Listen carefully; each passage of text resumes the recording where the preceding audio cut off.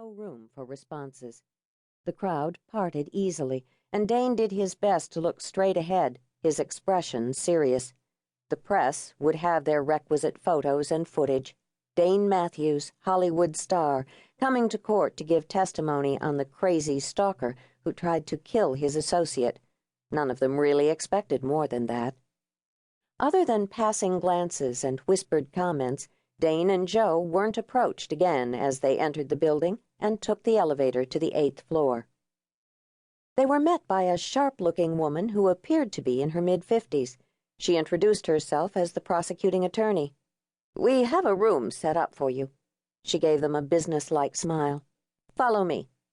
The attorney explained the proceedings as they walked down another hallway, but Dane did little more than give an occasional nod in her direction. Joe would handle the details. All he had to do was tell the story while the prosecutor tape-recorded it. For now he could let his mind wander, let himself think about Katie. He hadn't heard from her since opening night of Annie, but she was there when he woke up and when he lay down to sleep. The past few months had been the loneliest of his life. Not that he hadn't had offers. He was in the middle of filming a romantic suspense film opposite a dark-haired beauty with exotic looks and a penchant for her leading men.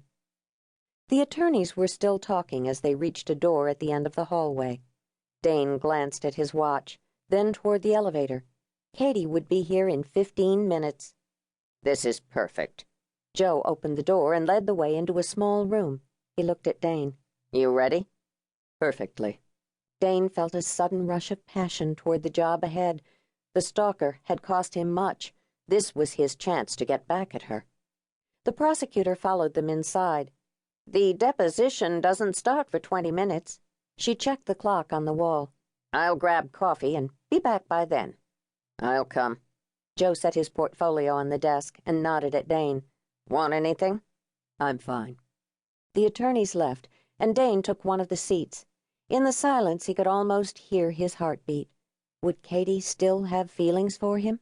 Would the electricity, the emotions that had existed between them, still be there after they'd been apart so long? He tapped his fingers on the table. The minutes couldn't drop off the clock fast enough. He should have brought his Bible, the one Katie had given him. That would have passed the time.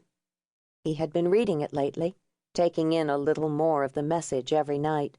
Not that he was ready to hit the nearest church or claim himself born again, the way some of his athlete friends had done recently. But the God of the Bible was the same God claimed by his parents, the Baxters, and Katie Hart. Because of that, he was the same God on Dane's mind more often now. He was about to step outside and check for Katie when he heard a knock. The attorneys would have come in without waiting, so maybe it was...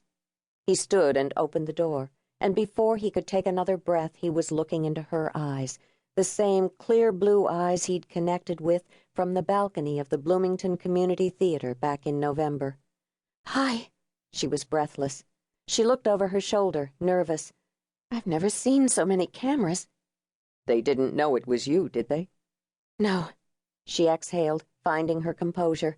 "I slipped past." He let her in, closed the door, and suddenly they were alone, face to face, as if no time at all had passed between them. "Katie." He reached out and took her hands. "You look wonderful." The faintest blush tinged her cheeks, and she shifted her gaze to the floor. When her eyes found his again, he had the answer he was looking for. The connection was still there. It was in her eyes, and in her expression, and in the way she ran her thumbs along the tops of his hands. "I didn't think we'd have any time alone." "We won't have much."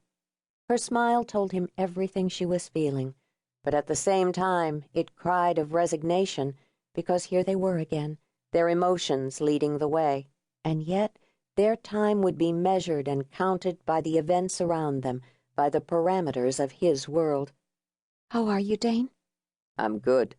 He grinned, wanting desperately to keep things light. How was it fair that this visit would end up amounting to little more than another sad goodbye? "What are you working on?" "Robin Hood?"